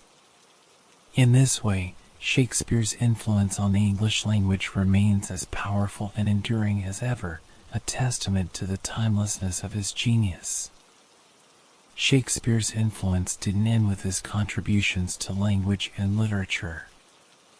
Over the centuries, his works have transcended the written word, becoming an integral part of modern culture in ways that go far beyond the stage or page. From film to television, music to politics, Shakespeare's plays and sonnets continue to inspire creators and thinkers across disciplines, proving that the bard's timeless insights into human nature are as relevant now as they were in Elizabethan England. One of the most significant ways in which Shakespeare's legacy endures is through adaptations of his works in film and television. Directors, screenwriters, and actors have long turned to Shakespeare for inspiration, finding new and creative ways to interpret his plays for modern audiences. His stories of love, power, ambition, and betrayal have been reimagined countless times in both traditional and contemporary settings, demonstrating the universal appeal of his themes. Perhaps the most famous modern adaptation is Baz Luhrmann's Romeo and Juliet, 1996, which transposed Shakespeare's iconic love story into the vibrant, chaotic streets of a fictional Verona beach. Starring Leonardo DiCaprio and Claire Danes, the film retained Shakespeare's original language while setting the action in a contemporary world of feuding gangs, guns, and fast-paced city life. The success of the film proved that Shakespeare's words could resonate with a new generation, even when placed in a completely different context. Other notable film adaptations include Kenneth Branagh's Hamlet, 1996, which faithfully brought Shakespeare's longest play to the screen in its entirety, and 10 Things I Hate About You, 1999, a high school romantic comedy based on The Taming of the Shrew. These films, along with countless others, have demonstrated the enduring relevance of Shakespeare's stories, as they continue to inspire filmmakers who see in his works the universal themes that speak to every generation. Shakespeare's influence on cinema extends even further, with films that, while not direct adaptations, borrow heavily from his themes and characters. The Lion King, 1994, for example, is often seen as a loose retelling of Hamlet, with its story of a young prince grappling with the death of his father and the betrayal of his uncle. Similarly, West Side Story, 1961, reimagines Romeo and Juliet in the streets of New York City, replacing the Montagues and Capulets with rival street gangs. In both cases, Shakespeare's timeless exploration of family, love, and loss forms the backbone of these modern classics. Shakespeare's influence isn't limited to film and television, though. His works have also had a profound impact on music. Classical composers such as Verdi, Mendelssohn, and Tchaikovsky have all created operas, symphonies, and ballets inspired by Shakespeare's plays. Verdi's Othello and Macbeth are celebrated operatic adaptations of Shakespeare's tragedies, while Mendelssohn's A Midsummer Night's Dream is perhaps best known for its famous wedding march. Even in popular music, Shakespeare's influence can be felt. Musicians from Bob Dylan to the Beatles have drawn inspiration from the bard's works. Dylan, who was awarded the Nobel Prize in Literature, has referenced Shakespeare in his lyrics, and the Beatles famously included a scene from A Midsummer Night's Dream in their 1964 film A Hard Day's Night. Artists across genres have turned to Shakespeare as a source of inspiration, borrowing his words, themes, and characters to explore the complexities of life and love in their own songs. Shakespeare's influence extends beyond the arts and into the realm of politics and public discourse. His plays have been used to comment on contemporary issues, with politicians and activists quoting his words to illustrate their points or to make historical comparisons. Figures like Winston Churchill and Abraham Lincoln were known to be avid readers of Shakespeare, often referencing his works and speeches to convey the gravity of leadership, war, and justice. The famous line from Julius Caesar, "Beware the Ides of March," has become a shorthand warning in political commentary, used to suggest impending danger or betrayal in modern times. In fact, Julius Caesar has long been a source of political inspiration and debate. The play's exploration of power, loyalty, and tyranny has made it a frequent touchstone for discussions about leadership and governance. In 2017, a production of Julius Caesar by the Public Theater in New York sparked controversy for its depiction of Caesar as a figure resembling then-President Donald Trump. This adaptation highlighted how Shakespeare's works continue to be relevant in modern political discourse, provoking thought and debate about the nature of power and the responsibilities of leadership. The adaptability of Shakespeare's plays to address modern issues is perhaps one of the reasons his works have remained so influential. His exploration of human nature, our ambitions, our fears, our capacity for love and cruelty, transcends time and place, allowing his stories to be reinterpreted in ways that speak to contemporary audiences. Whether it's the use of Hamlet to explore mental health or Macbeth to comment on political ambition, Shakespeare's works offer a rich source of material for examining the complexities of the human experience. Shakespeare's works have also had a lasting impact on education. His plays and sonnets are studied in schools and universities around the world, providing students with an introduction to the richness of language, the depth of storytelling, and the exploration of complex themes.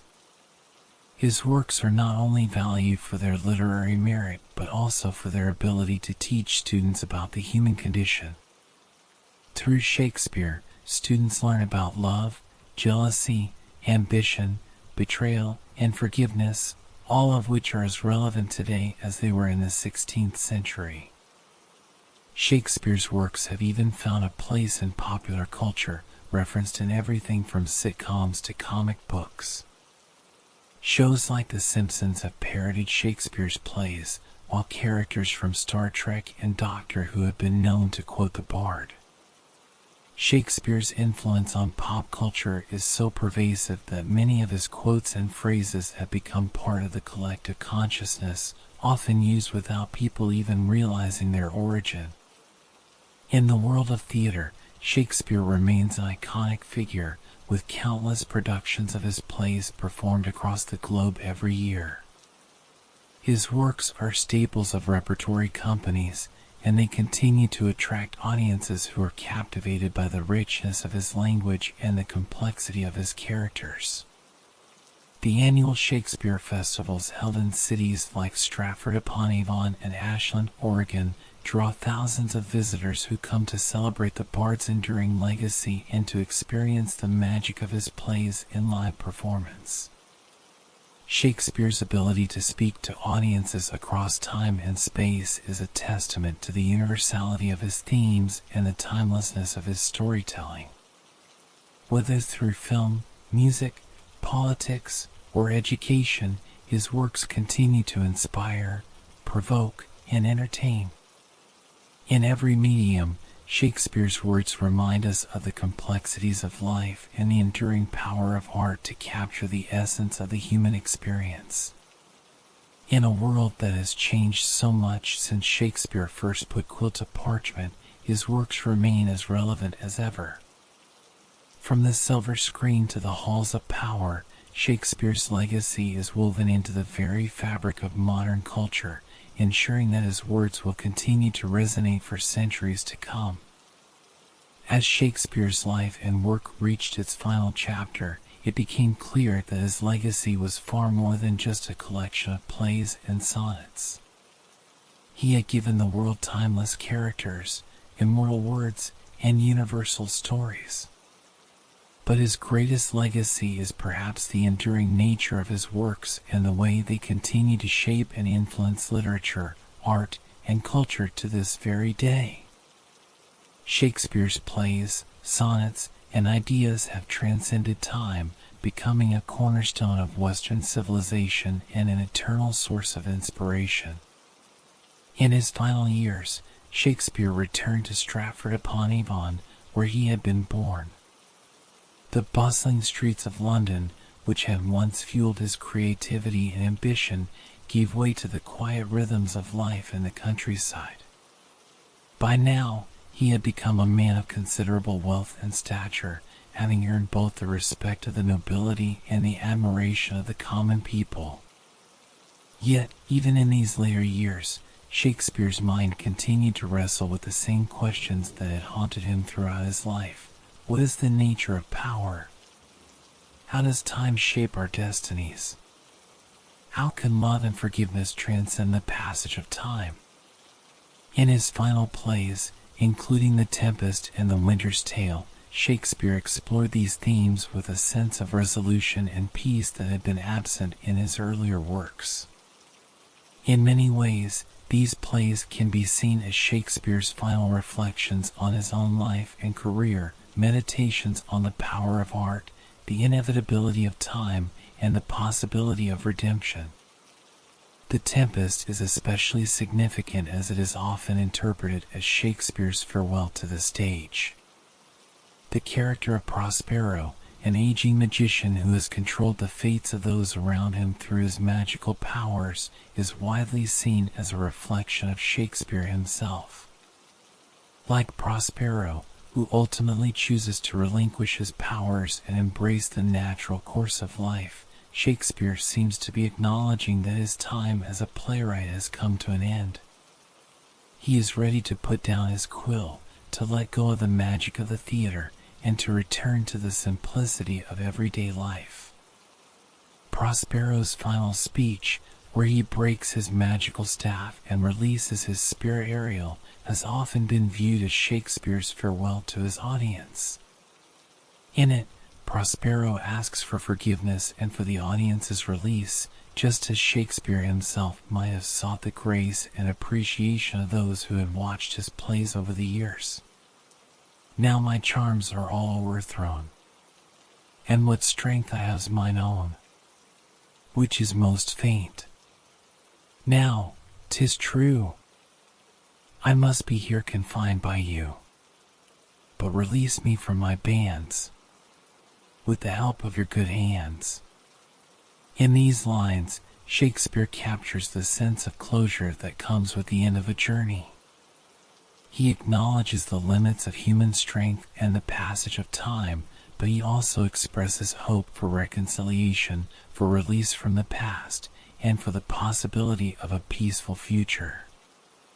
Even in The Winter's Tale, Shakespeare weaves a tale of loss, regret, and eventual redemption. In this play, the character of King Leontes, consumed by jealousy, causes the death of his wife and son. Yet, through the passage of time, he is given a second chance at happiness and forgiveness. The play's resolution, with the statue of Leontes' wife coming to life, symbolizes the power of time and love to heal even the deepest wounds. It is a testament to Shakespeare's belief that, though time may bring loss and suffering, it can also bring renewal and grace. In these final works, Shakespeare seems to have come to terms with the realities of life, the inevitability of death, the passage of time, and the fragile nature of human relationships.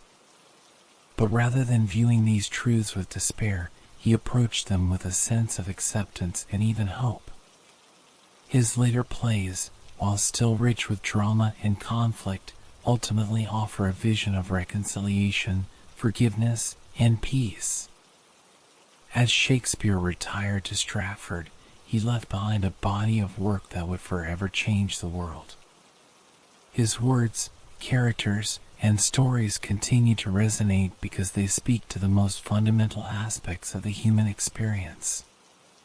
Love, jealousy, ambition, betrayal, power, these are themes that transcend time, place, and culture. Whether in the 16th century or the 21st, Shakespeare's works offer insights into what it means to be human, and this is why they have endured for so long. Even in death, Shakespeare's influence continued to grow. The First Folio, published in 1623 by his friends and fellow actors, preserved many of his plays and ensured that future generations would have access to his genius. Without this publication, many of Shakespeare's greatest works, including Macbeth, The Tempest, and Julius Caesar, might have been lost to history.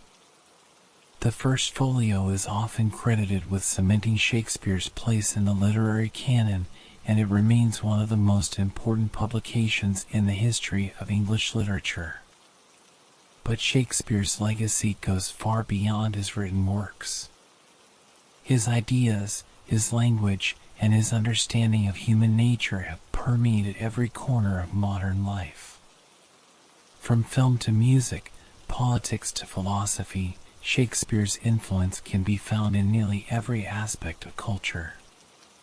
His characters, Hamlet, Macbeth, Romeo, Juliet, Othello, and so many others, have become archetypes, their stories retold and reinterpreted in countless ways. His words have become part of our everyday language, with phrases like "all the world's a stage," "good riddance," and "break the ice" still in common use today. Perhaps the greatest testament to Shakespeare's legacy is the fact that, more than 400 years after his death, his works are still performed, studied, and loved around the world. His plays are a staple of theater companies and schools, and his sonnets continue to be a source of inspiration for poets and lovers alike. Shakespeare's genius lies in his ability to capture the essence of the human experience, its joys and sorrows, its beauty and pain, in words that continue to speak to us across the centuries. As we reflect on Shakespeare's life and work, it becomes clear that his true legacy is not just the plays and poems he left behind, but the way his ideas have shaped the way we think, speak, and understand the world. Shakespeare's words are timeless, not because they belong to a distant past, but because they continue to resonate in the present and will do so in the future. His stories remind us of our shared humanity, and through his works, Shakespeare has achieved a kind of immortality, his voice, his vision, and his wisdom forever echoing through the ages. As the curtain gently closes on the life and works of William Shakespeare, it's clear that his legacy is not confined to the pages of his plays and sonnets alone.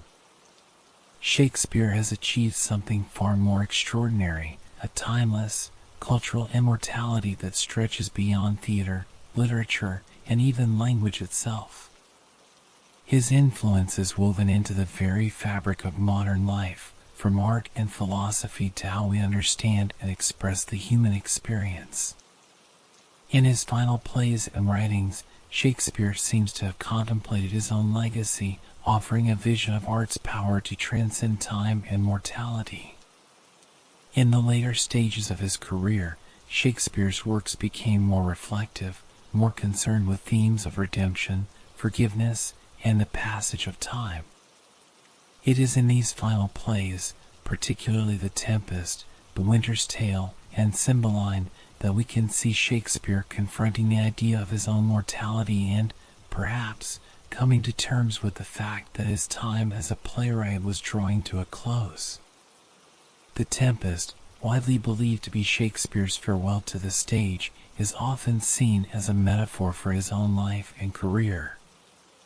Prospero, the aging magician, is a master of his island, just as Shakespeare was the master of his creative domain. Throughout the play, Prospero orchestrates events with precision, much like a playwright crafting the narrative. But in the end, Prospero chooses to give up his magic, renouncing his control over the island and the people in it.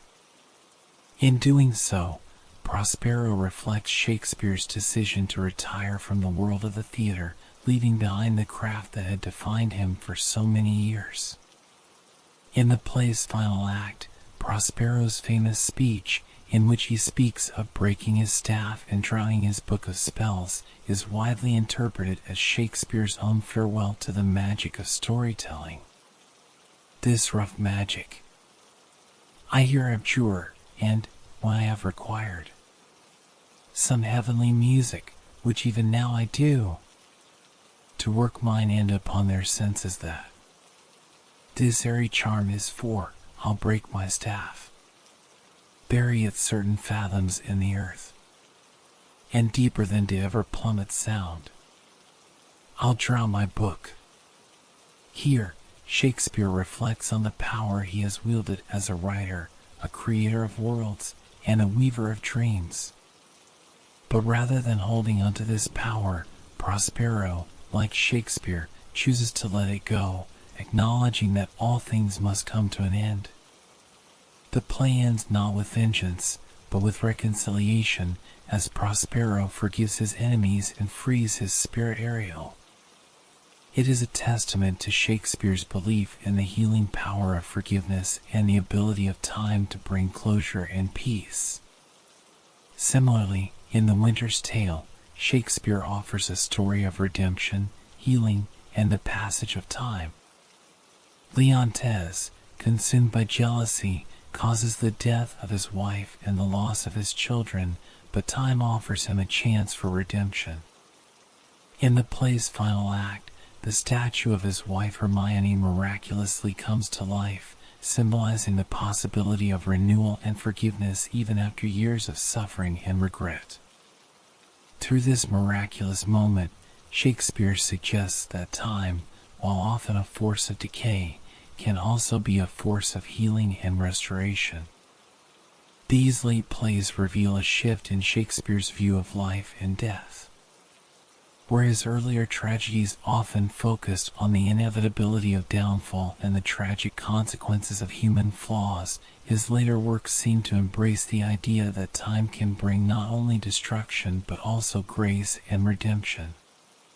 Shakespeare's mature understanding of time's duality, its ability to both wound and heal, reflects a deep wisdom that comes only with age and experience. But it is not only within his plays that Shakespeare contemplates time and legacy. His sonnets, too, reflect his growing awareness of mortality and his desire to leave something lasting behind. In Sonnet 18, Shakespeare famously writes about the power of poetry to immortalize beauty. But thy eternal summer shall not fade, nor lose possession of that fair thou howest. Nor shall death brag thou wanderest in his shade, when in eternal lines to time thou growest. So long as men can breathe or eyes can see, so long lives this, and this gives life to thee. In these lines, Shakespeare expresses the belief that art can defy time, preserving the beauty and essence of a person long after they are gone. It is through his writing that Shakespeare seeks to achieve immortality, not just for the subjects of his sonnets, but for himself as well. And in many ways, he succeeded. Shakespeare's works have lived on, transcending the centuries, speaking to generations long after his own time. Shakespeare's understanding of the human condition, our desires, fears, ambitions, and frailties, was so profound that his works continue to resonate with audiences today. His characters, whether noble or common, speak to the universal experiences of love, jealousy, betrayal, and redemption. Through his words, Shakespeare created a mirror in which we can still see ourselves reflected, no matter how much the world has changed. His ability to capture the complexity of human emotions, the tension between ambition and morality, and the inevitability of time and death has ensured that his works remain relevant across cultures and eras. His plays are performed in theaters around the world, his sonnets are studied in classrooms, and his words are quoted in conversations both casual and profound. Shakespeare's legacy lives on, not just as a relic of the past, but as a living, breathing influence on the way we understand ourselves and the world around us. In the centuries since his death, Shakespeare's works have been adapted, reinterpreted, and reimagined in countless ways. From modern retellings of his plays to their presence in film, television, and music, Shakespeare's influence on culture is immeasurable. His words have become so ingrained in the English language that many of his phrases, like "all the world's a stage or to be, or not to be," are instantly recognizable, even to those who have never read his plays. More than 400 years after his death, Shakespeare's influence continues to grow. His plays are still performed with the same passion and intensity that they were in his own time, and his insights into the human heart remain as poignant and relevant as ever. Shakespeare's legacy is not just that of a great playwright or poet, it is the legacy of someone who understood, better than anyone, the timeless truths of life, love, and loss.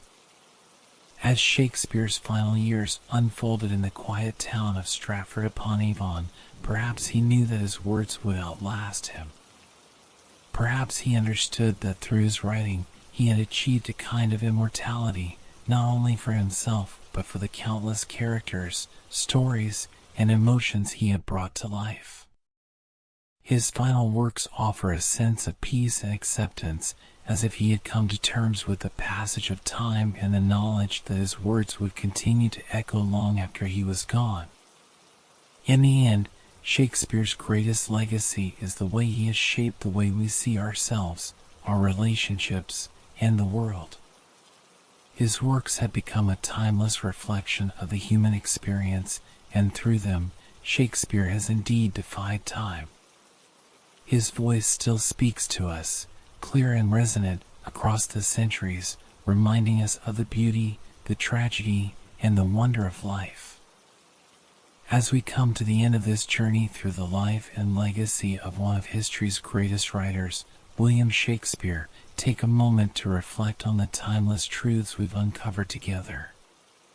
From the bustling streets of London to the quiet town of Stratford-upon-Avon, from his powerful tragedies to his whimsical comedies, Shakespeare has left us with stories that transcend time and touch the very core of what it means to be human.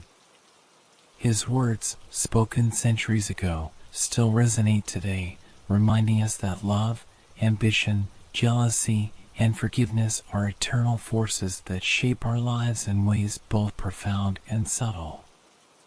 Here at Whispered Tales, we invite you to relax, to let your mind wander into the world of these stories, worlds filled with passion, beauty, and endless possibility. Every word, every whisper is meant to take you on a journey of reflection and calm. Shakespeare's magic lies not only in the grand arcs of kings and lovers, but also in the quiet moments, in the tender lines that linger in our hearts long after the final act. So, as the stars twinkle softly above, and you drift into the peace of the night, remember to follow this channel for more whispered explorations of history, art, and storytelling. There's always more to discover, more tales to tell. Thank you for joining me on this journey, and may you carry these stories with you as gentle reminders of the beauty and depth that live in every moment of our lives. Until next time, dear listener, sleep well and dream of the worlds where words become magic. Good night.